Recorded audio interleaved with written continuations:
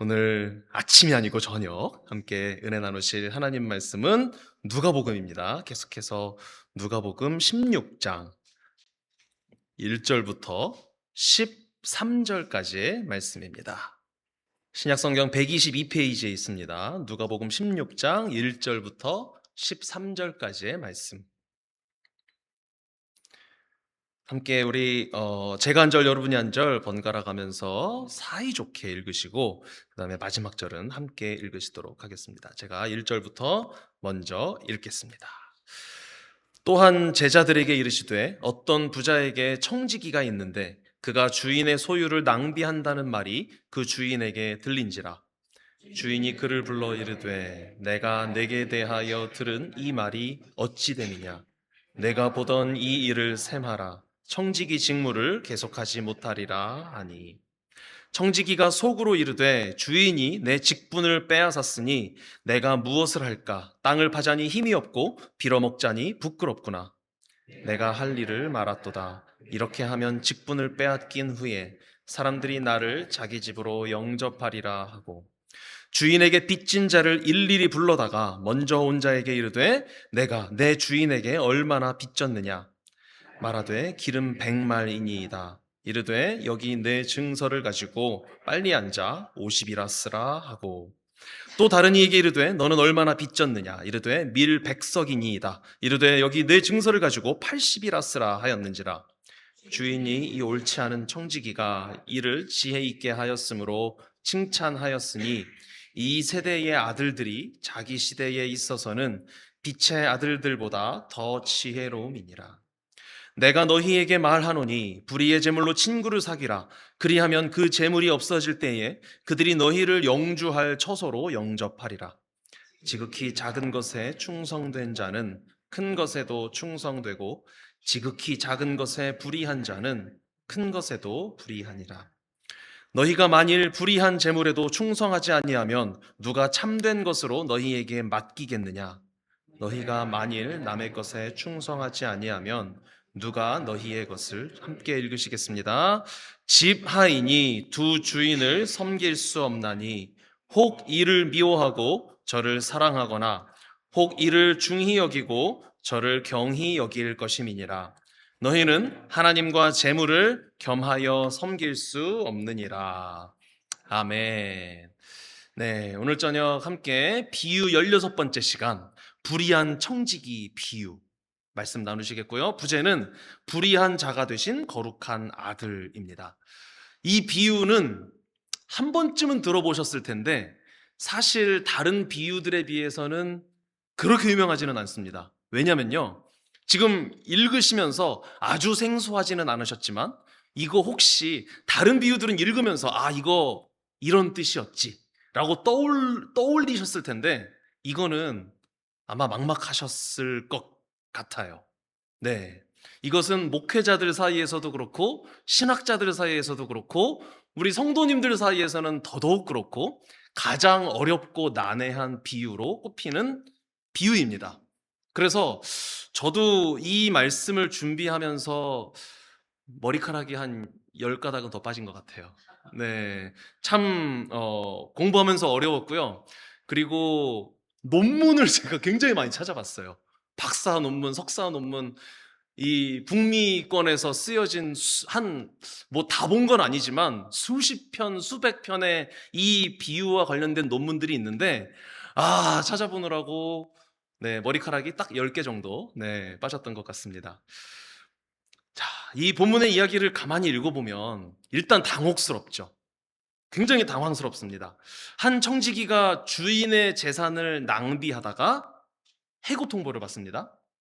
그러자 이 청지기가 직분을 빼앗기기 전에 기발한 생각을 하는데, 발칙한 생각을 하는데, 어떻게 보면 사고를 쳤다라고도 볼 수 있죠. 네, 왜 이런 짓을 하는지 모르겠어요. 주인 허락도 없이 주인에게 빚진 자들을 몰래 불러다가 지 마음대로, 지 멋대로 빚을 탕감해줘 버립니다. 기름 100말 빚진 사람에게 50말만 갚도록 도와주고요. 그 다음에 밀 100석을 80석으로 마음대로 바꿔주죠. 이거는 요즘 기준으로 치면 아마 그때도 정당한 짓은 아니었던 것으로 당연히 보이고요. 요즘 말로 하면은 뭐죠? 장부 조작이잖아요. 사문서 위조입니다. 그리고 지 돈도 아닌 돈으로 썼죠. 자기 이득을 위한 건 아니었고 어쨌든 돈을 썼기 때문에 배임죄에 해당됩니다. 뭐 제가 법조인이 아니기 때문에 이걸 이제 재판으로 가면은 형량이 얼마나 될지는 모르겠지만, 그렇기 때문에 불의한 청지기라고 이제 이 비유 이름이 지어지게 됐죠. 이 비유의 결론이 근데 당황스럽지 않습니까? 8절 말씀을 보시면 이렇게 말씀합니다. 주인이 이 옳지 않은 청지기가 이를 지혜 있게 하였으므로 칭찬하였으니. 이래서 당황스러운 거예요. 이건 아주 나쁜 놈이다, 어떤 벌을 받았다, 이렇게 나와야 될 것 같은데 그게 아니라는 거죠. 이거를 이제 요즘 말로 하면은 뇌정지가 오는 상황이다라고 할 수 있습니다. 뇌가 멈춰버리는 거예요. 세상에 이런 주인이 어딨지? 왜 이런 반응을 주인이 보였을까? 왜 이렇게 말했을까? 이런 사기꾼 청지기를 지혜롭다고 하면서 본받으라고 하시는 예수님은 또 뭐 하는 분이신가 도대체? 그래서 많은 경우에 예수님의 비유 말씀들을 윤리적으로 도덕적으로 막 해석해 오다가 대충 다 말은 되거든요. 그러다가 딱 이 비유를 만나면 그냥 길을 잃어버리고 맙니다. 왜냐하면 도덕적인 잣대로 딱 보면은 그 어느 것 하나 예수님을 변호할 수 있는 방법이 없거든요. 도덕적인 관념으로 딱 보면은 잘못했잖아요. 그리고 잘못한 사람한테 지혜롭다라고도 말하고 있으니까요. 그래서 얼버무리고 넘어가 버립니다. 하지만 성경의 비유는 계속 말씀드리지만 단편적인 착한 행실이나 아니면 재테크 훈계 이런 거 아닙니다. 이 비유의 비밀을 푸는 열쇠는 예수님이 이 비유 말씀을 하신 대상, 누가복음 15장에서부터 쭉 내려왔죠. 그 자리가 어떤 자리였는지, 대상이 누구였는지 그것을 살피는 데 있습니다. 청중이 누구였고 무엇에 분노하고 있었는가 혹시 기억하시나요? 오늘 본론에서 이제 그 열쇠를 한번 찾아가 보시겠습니다. 오늘 이 시간 율법의 잣대로 모든 것을 판단하면서 자기 의의를 쌓아가고 있는 바리새인과 같은 저와 여러분의 실체가 다시 한번 폭로되기를 간절히 원합니다. 괴로우실 수도 있습니다. 또 인정하기 싫으실 수도 있습니다. 그러나 우리를 영원한 처소로 인도하기 위하여 예수님께서 지금 그렇게 하시는 거거든요. 그리고 결론을 한 번만 잠깐 스포하자면 예수님께서 친히 불의한 청지기가 되어 주셨다는 사실이 십자가 은혜를 통하여 드러나는 그 모습을 함께 오늘 말씀 통하여 살펴보기를 원합니다. 이 비유가 누구를 겨냥하고 있는지 오늘 본문 바로 뒤인 13절에서 끝났잖아요. 우리가 읽는 것은 14절을 보시면 알 수 있습니다. 이렇게 말씀합니다. 바리새인들은 돈을 좋아하는 자들이라. 이 모든 것을 듣고 비웃거늘. 돈을 좋아하는 바리새인들이 이 비유의 말씀을 들었고요. 이 말씀을 들은 결과가 뭐였죠? 비웃는다라고 지금 말하고 있습니다.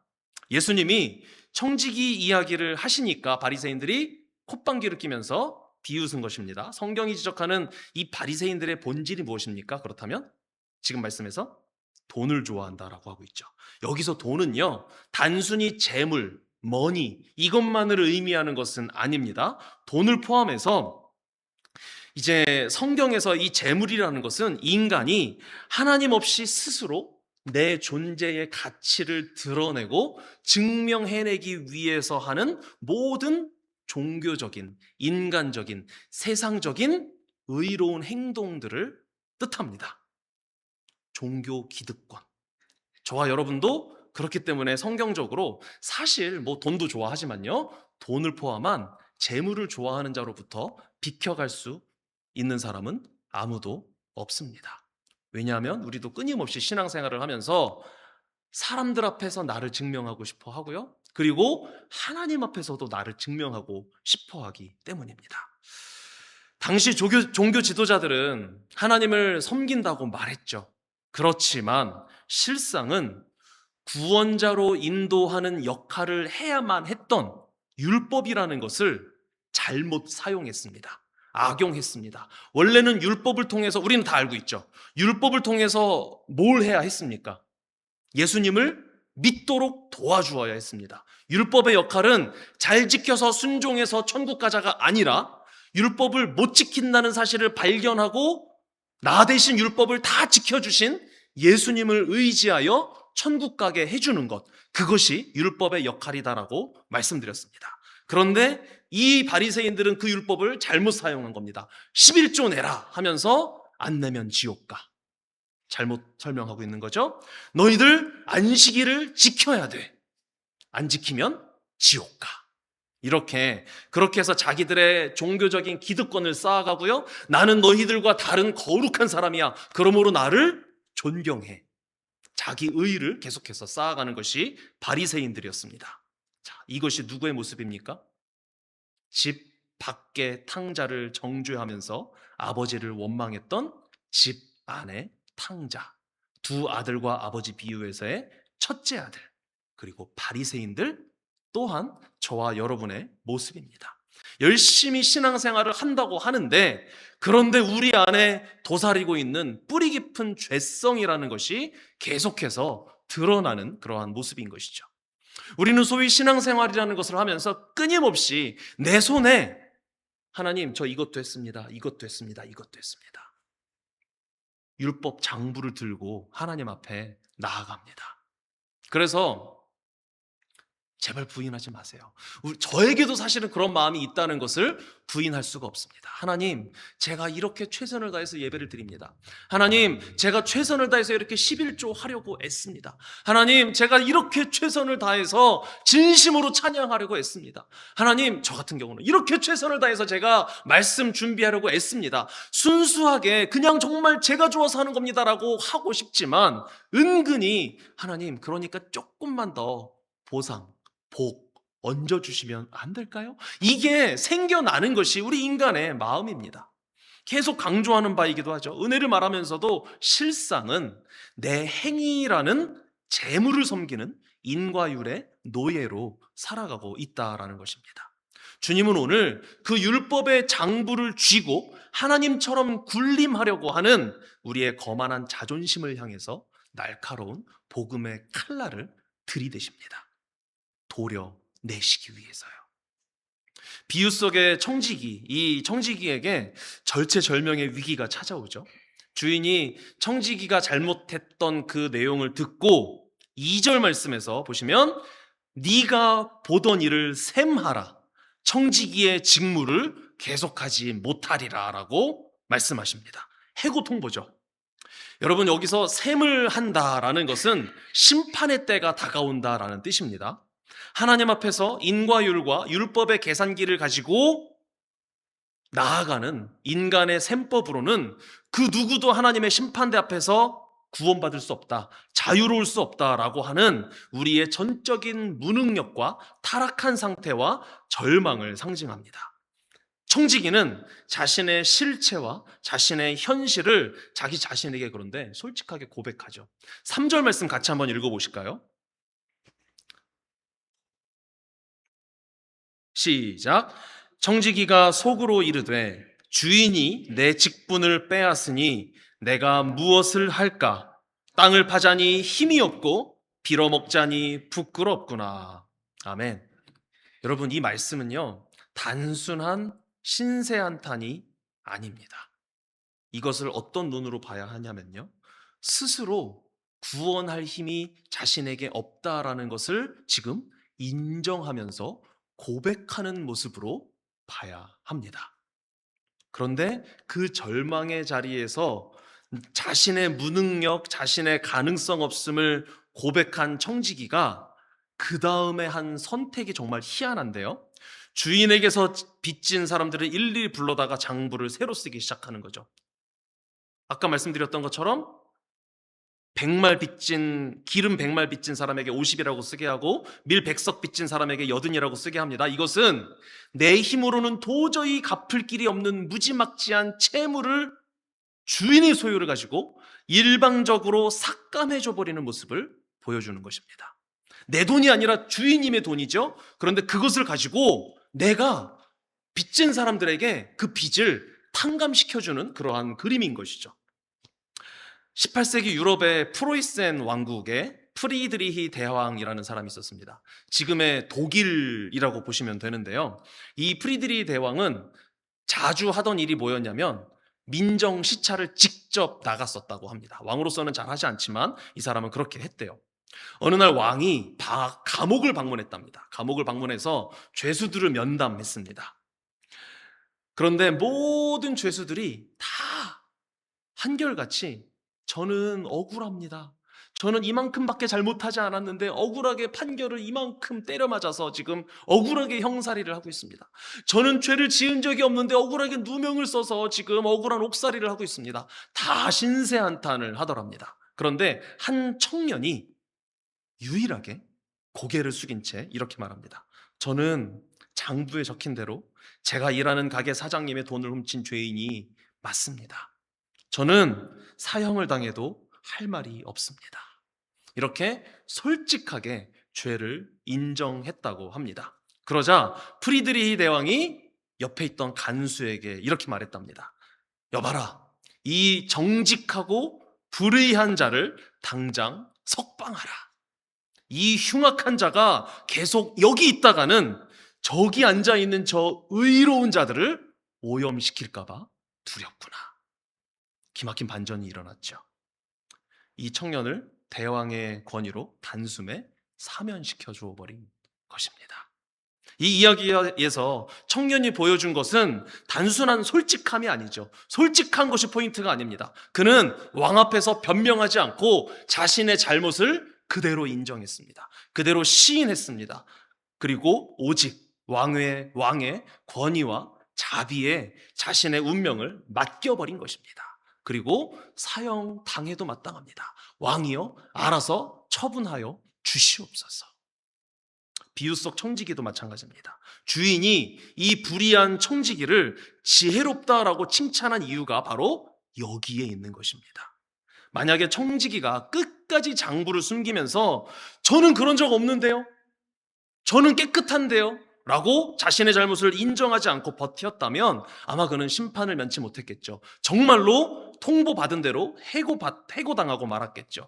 그러나 그는 자신의 잘못을 인정했고 자신의 불가능성을 인정해버렸고 주인의 자비로움에 자신의 인생을 도박하듯이 완전히 올인해 버렸습니다. 기왕 이렇게 된 거 깨끗한 척 할 필요 있나? 내가 자존심 부릴 필요 있나? 주인의 자비를 내가 가지고 그냥 다 베풀어보자. 그럼 뭔가 콩고물이라도 나한테 떨어지지 않을까? 믿져야 본전 아닌가? 이것은 세상의 기준과 세상의 법적인 그런 잣대로 바라보면 명백하게 불의한 짓이 맞습니다. 왜냐하면 주인의 것을 내 마음대로 사용한 거니까요. 배임입니다. 그러나 구속사적인 관점에서 보면 이것은 인간의 모든 인과율의 장부, 율법주의라는 것을 다 찢어버리고 오직 주인님의 자비와 은혜의 법칙 속으로 뛰어 들어간 영적인 도박이었다라고 말할 수 있습니다. 주인의 진짜 기쁨은, 우리 주님이 진짜 기뻐하시는 것은 곳간의 재물을 철저하게 긁어 모아두는 법의 엄격함에 있지 않고 자신의 자비를 자신의 것으로 가두어 두는 것에 있지 않고 자신의 풍성한 자비가 어떠한 방식으로든 흘러나아가서 빚진 자들이 살아나는 은혜의 축제에 있었기 때문입니다.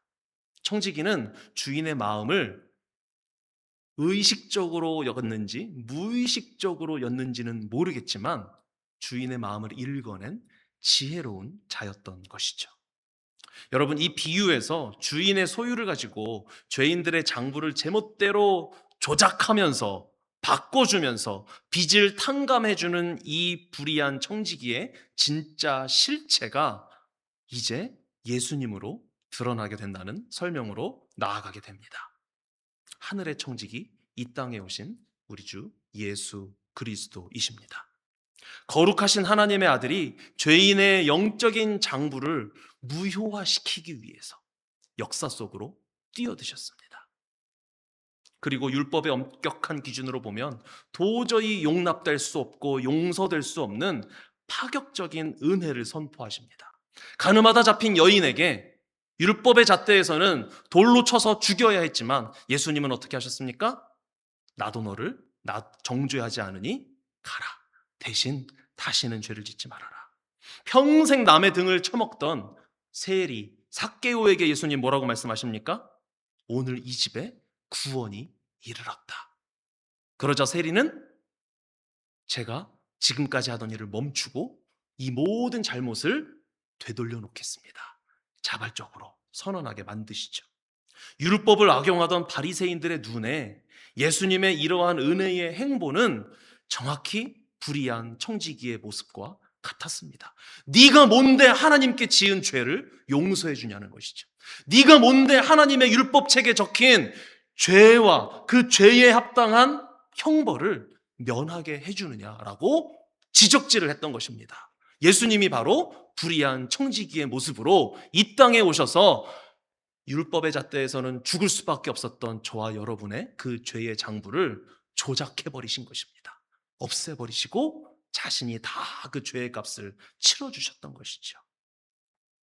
예수님은 죄인들을 살리기 위해서 친히 빌라도의 법정에서 세상 죄를 다 짊어지고 불의한 자라는 오명을 뒤집어쓰고 죽어주셨습니다. 당시 흉악범을 처형시키는 사형틀이 바로 십자가였죠. 저주의 상징이었던 나무로 만든 막대기가 바로 십자가였습니다. 거기에 달려 처형당하신 것입니다. 가장 흉악한 강도 둘 사이에서 동급이 되어 처절하게, 비참하게, 불쌍하게 죽어가셨습니다. 그렇게 거룩하신 아들이 철저히 불의한 자의 자리로 자발적으로 추락해버리신 것입니다. 이것 또한 세상의 인과율과 도덕주의 관점에서는 도저히 용납할 수 없는 불공평한 처사가 맞습니다. 우리가 죄 지었는데 왜 아무 죄 없는 저 아들을 저주의 자리에 두었냐라는 것이죠.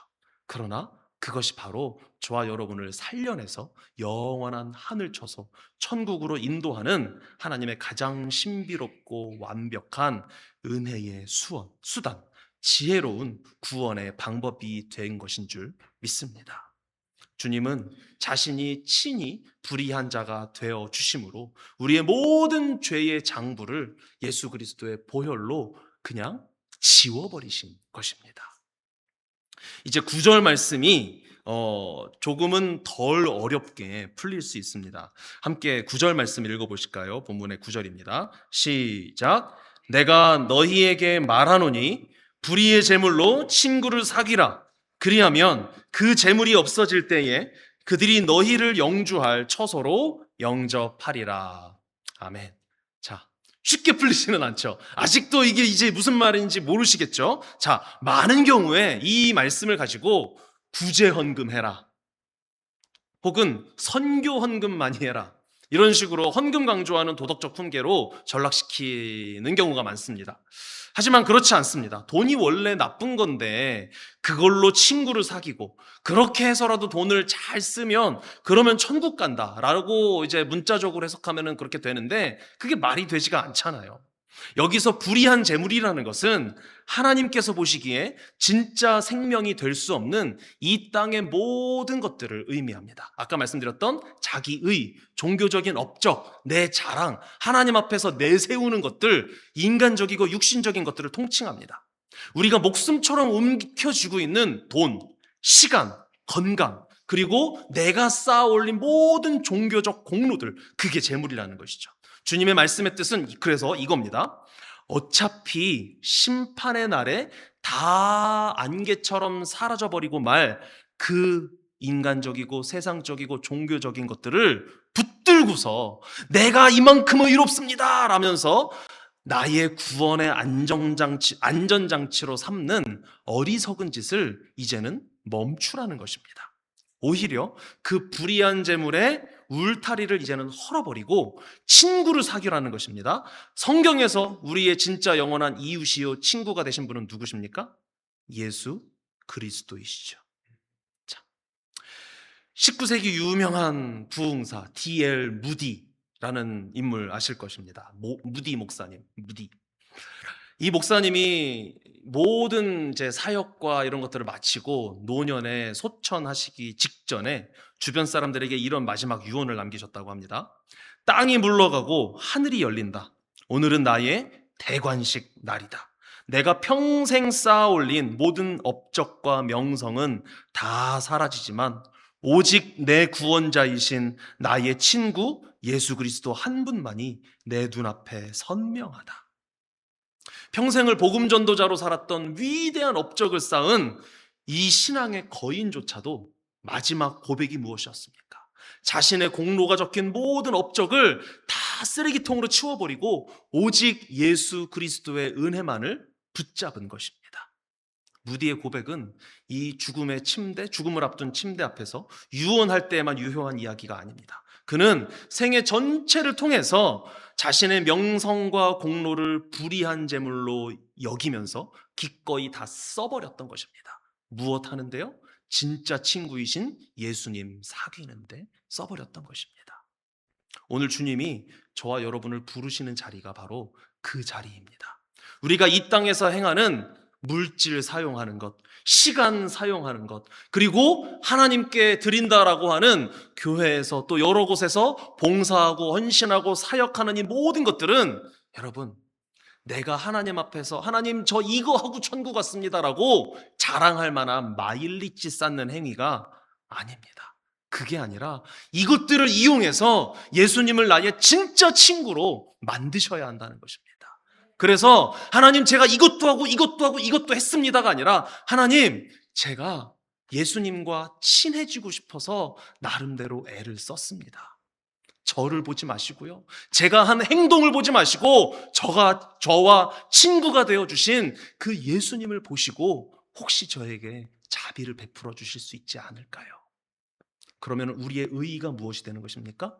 오직 예수 그리스도가 되어 주시는 것입니다. 나 같은 죄인을 친구 삼아 주신 그 예수 그리스도의 십자가 은혜가 너무너무 감격스러워서 내 손에 쥔 불의한 재물을 아낌없이 허비하면서 주님의 자비하심을 이웃에게 흘려보내는 청지기의 역할을 하는 그러한 삶을 살아가는 것이 우리가 추구해야 할 자리, 방향이라는 것입니다. 본문 13절에서 예수님은 비유 전체의 결론을 한 문장으로 못 박아 주십니다. 그게 무엇이냐면 너희는 하나님과 재물을 겸하여 섬길 수 없느니라. 아멘. 두 주인을 동시에 섬길 수 없다라고 하는 이 선언은 지금 우리 마음의 중심에, 우리 마음의 옥좌에 누가 앉아 계시느냐라는 것을 묻는 질문입니다. 우리는 양극단을 달립니다. 이쪽 끝에서는 돈이 생기면 철저히 나 자신만을 위해서 사용하죠. 그리고 그 돈을 숭배합니다. 이쪽 끝에서는 돈을 아까워하면서도 억지로 종교적인 그 의의를 쌓기 위해 짜내듯이 헌신하고 바치는데 그게 다 무엇을 위해 사용됩니까? 내 명성을 쌓는데, 다른 사람들에게 내 자존심을 세우는데 사용됩니다. 그러나 두 경우 모두 재물이라는 가짜 주인을 섬기고 있는 것이다 라는 점에서는 다를 바가 없죠. 그렇기 때문에 성도는, 예수님 믿는 사람은 이 땅을 살아가는 동안에 내 손에 쥐어진 이 모든 종류의 불의한 재물들, 이것을 내 구원의 안전장치로 삼는 일을 멈추어야 합니다. 우리가 아무리 교회에서 헌신해도 죄송하지만요, 천국 갈 수 없습니다. 그것이 우리의 구원을 보장하지 못합니다. 제가 지난 당회 때였나요? 장로님들께 말씀드렸는데, 제가 장로님들께 감사하는 게 뭐냐면, 설교할 때 여러분 헌신하셔야 예수님이 기뻐하십니다, 이거 막 강조하다가 그래야 구원받을 것처럼 막 말하면 교회가 일사불란하게 하나가 돼서 움직이는 그런 효과를 인간적으로는 볼 수 있습니다. 그리고 실제로 그렇게 하는 교회들이 덜어 있습니다.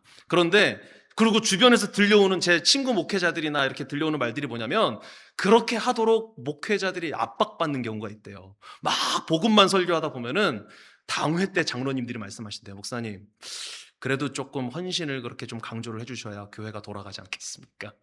근데 우리 장로님들은 그런 게 없으세요. 복음을 전하면 그걸로 함께 기뻐하시는 분들이 우리 교회 모든 가족들이신 줄 믿습니다. 네. 우리가 다른 것보다 예수님을 진짜 친구로 사귀는 일에 전념하게 되기를 예수님의 이름으로 축복합니다. 우리의 헌신은 자발적인 것이 되어야지 율법적인 굴레에 의해서 내가 구원받기 위하여, 또 교리는 알아서 그렇게는 말을 안 해요. 다만 내가 구원받았다는 사실을 확인하려고 율법적인 자세를 가지고 헌신하는 것이 우리의 습성입니다. 그렇기 때문에 저는 계속 말씀드리는 것입니다. 헌신이 우리의 구원을 보장하는 것이 아니라고요. 그러나 진짜 구원받은 사람이 구원의 기쁨을 누리는 방식으로서 헌신이 나올 수도 있기 때문에 우리 한번 열심히 해봅시다. 이렇게 강조하게 되는 것이죠. 우리 진정한 친구이신 예수님을 발견하고 그분과 진짜 친구가 되기 위해 노력하는 일에 전념하시기를 간절히 원합니다. 사소한 물질 하나 앞에서도 무너지는 우리의 힘으로는 사실은요, 그런데 이 한 주인을 섬기는 신실함에 이를 수가 없습니다. 또 우리는 내 의의를 쌓게 되어 있습니다. 열심히 하다 보면 또 내 이름이 주보에서 빠졌을 때 섭섭마귀가 나를 덮쳐옵니다. 어디서 봉사하시는 분들의 이름을 부를 때 실수로 목사나 장로님들이 이름을 빼먹으면 감히 내 이름을 빼먹어? 네, 그거는 저도 마찬가지고요. 다 마찬가지입니다. 이거 여러분들 어떻게 하겠습니까? 그렇기 때문에 우리는요, 오늘도 먼저 우리의 그 율법의 장부를 찢어버리시고 먼저 내가 네 친구가 되어줄게 하고 달려와 주신 주인님의 전적인 은혜와 인자하심을 의지할 수밖에 없습니다. 그 은혜가 우리를 두 주인 사이에서 해방시켜 주십니다. 그리고 오직 한 분만을 바라볼 수 있도록 은혜 베풀어 주시고 힘 주시는 우리 예수 그리스도이신 줄 믿습니다. 말씀 맺겠습니다. 사랑하는 여러분, 우리는 오늘 복음서에서 가장 어렵다라고 하는 비유를 함께 살펴봤습니다. 아마 그래도 조금 어렵게 느껴지실 것 같습니다. 그리고 그 비유 속에서 전혀 예상치 못한 얼굴이 발견됐죠. 이렇게 이 비유의 말씀을 결론으로 이끌어 가보신 적이 있나요, 혹시? 바로 우리의 죄의 장부를 찢기 위해서 친히 불의한 자가 되어주신 우리 예수님의 얼굴입니다. 오늘 살펴본 이 비유를 포함해서 누가복음의 비유들이 공통적으로 폭로하는 우리의 거만한 모습이 있습니다. 계속 이 부분이 최근 몇 주 동안 강조되고 있죠. 율법의 장부를 손에 쥐고 하나님 앞에 나아가는 습성입니다. 이만큼 예배했고요, 제가 이만큼 헌신했으니까 그 합당한 보상을 주시옵소서. 그러나 이런 보상 심리야말로 우리를 하나님으로부터 가장 멀어지게 만드는 불의한 재물입니다. 그 장부를 가장 먼저 찢어버린 분이 계십니다. 그분이 바로 하늘의 청지기로 이 땅에 오셔서 우리가 결코 갚을 수 없는 죄의 채무를 당신의 십자가 보혈로 단번에 탕감해 주신 예수 그리스도이십니다. 그분은 우리에게 더 잘해라, 더 의로워져라, 더 헌신해라 라고 요구하시기 전에 먼저 우리의 친구가 되어주셨고 우리의 참 이웃이 되어주셨습니다. 이제 우리가 서야 할 자리는 딱 하나입니다. 사실 우리는 불의한 재물로부터 자유로워질 수 없는 존재들입니다. 우리가 불의한 자들이기 때문이죠. 불의한 자가 갖는 재물은 불의한 재물이지 무엇이겠습니까? 그러나 하나의 방법, 은혜라는 것이 있습니다. 나를 위해서 불의한 자가 되어주신 그 친구의 은혜 앞에 무릎을 꿇는 것입니다. 그 자리에서만 우리는 비로소 불의한 재물의 노예에서 해방될 수 있는 것이고 한 주인만 바라보는 참된 청지기의 자리로 조금씩 나아갈 수 있는 것입니다. 그렇게 할 때 불의의 재물조차도 우리의 진정한 친구이신 예수님께로 나아가는 유용한 도구로 사용할 수 있는 것이고 그러한 은혜를 저와 여러분 조금씩 더 깊이 많이 경험하게 될 수 있으실 줄 믿습니다. 이게 너무 어려울 수 있으니까 제가 원래 이렇게는 잘 안 하는데 실용적인 적용 좀 한 가지만 드려볼게요. 원래는 이제 이런 식으로 표현하는 거는 저도 이것도 또 하나의 율법적인 어떤 행위 강조가 될까봐 조심스럽긴 한데요. 뭐냐면요. 신앙생활의 보상심리, 자기의, 자기 만족, 이걸 우리가 피할 수 없다고 했잖아요. 그래서 아까 제가 드렸던 말씀과 일맥상통하는데요. 의의를 쌓고 싶으시다면 예수님으로 그걸 바꿔버리시는 거예요. 헌금하면서 혹은 교회에서 헌신하고 봉사하면서 자꾸 하나님 앞에서 하나님 저 이거 했잖아요. 하나님 저 이거 했잖아요. 이렇게 자꾸 그 마음이 떠오르시잖아요. 그거를 예수님과 친구 되는 것으로 중간에 탁 가로채 버리시는 거예요.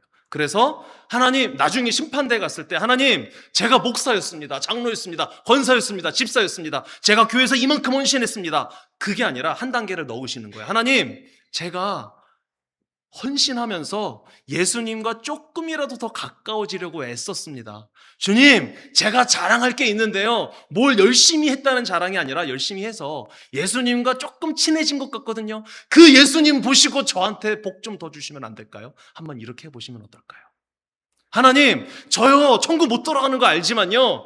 예수님 보세요. 예수님이 저의 의입니다. 저를 천국으로 들여보내 주시옵소서. 물론 그런다고 천국 가는 것은 아니지만 우리가 자기 의를 피할 수 없다면 이 의를 예수님으로 바꿔버리는 것이죠. 그냥 제안사항입니다. 그렇게 해야지. 그렇게 안 하면 안 되겠구나. 아까 뭐라고 했더라. 한 번만 더 불러주세요. 적어놓고 외우게. 그렇게 하시는 마시고요. 그 자리로 우리가 은혜를 경험한다면 자연스럽게 나아가게 될 수 있을 줄 믿습니다. 그 자리에서만 우리는 비로소 불의한 재물의 노예에서 해방돼서 한 주인만을 섬기는 청지기가 될 수 있는 것입니다. 오직 은혜로만 우리를 저 영원한 천국으로 인도해 주실 그 친구 예수 그리스도를 의지하시기를 예수님의 이름으로 축복합니다. 사랑의 주님, 입술로는 주님만을 섬긴다고 고백하면서도 정작 삶의 자리에서는 끊임없이 내 미래를 보장해 줄 세상의 재물과 내 행위의 장부를 더 의지하며 살아가는 우리의 이중적인 모습을 고백합니다.